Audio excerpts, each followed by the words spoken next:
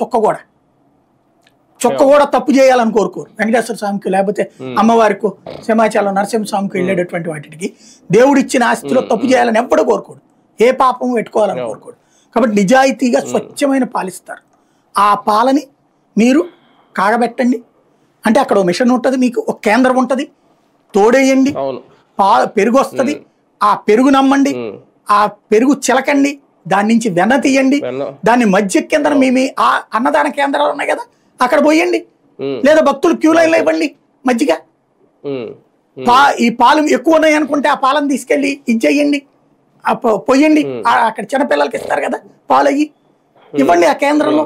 తిరుపతిలో 1,00,000 ఆవులంటే మీరు కేంద్రం నడిపితే కనీసం 1,000 మందికి ఉపాధి వస్తుంది.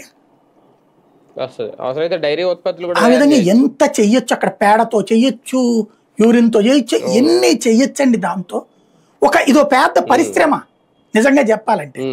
అద్భుతమైన చాలా మంది ఆవులు దానం కూడా ఇస్తారు. నేను అనేది అదే, తిరుమల ఎట్లాగా మేము ఆవులు అనుకుంటున్నాం, లేదా ఆంధ్రప్రదేశ్ మొత్తం మీద ఓ 2 లక్షల ఆవులు పెంచి తద్వారా ఈ కల్తీ భవిష్యత్తులో లేకుండా చేయాలనుకుంటున్నామని సనాతన ధర్మ పరిరక్షణ కోసం తపిస్తున్నటువంటి పవన్ కళ్యాణ్ గారు, చంద్రబాబు గారు అనుకోమనండి, అనుకున్న ప్లాన్ చేయమనండి.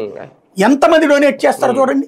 ఒక్కొక్క ఆవుకి ₹1,00,000 50,000 పెట్టండి, డొనేట్ చేస్తారు. మంచి ఆవులు తెండి, ఈ ఆవుల్ని ఇవ్వండి, ఎంతమందికి ఉపాధి ఇవ్వండి, రైతులకు బాగుపడతారు, డైరీలు తర్వాత సిబ్బంది బాగుపడతారు, గోపాలకులు బాగుపడతారు, ప్లస్ స్వచ్ఛమైన నెయ్యి వస్తుంది, భక్తులకి మంచిది అవుతుంది. ఇది భగవంతుడు మీ చేత చేయాలని కోరుకుంటున్నాడేమో, మీరు దాన్ని సద్వినియోగం చేసుకోండి. ఒక అద్భుతమైన అవకాశం వస్తుంది. వాళ్ళు అనుకుంటే అయిపో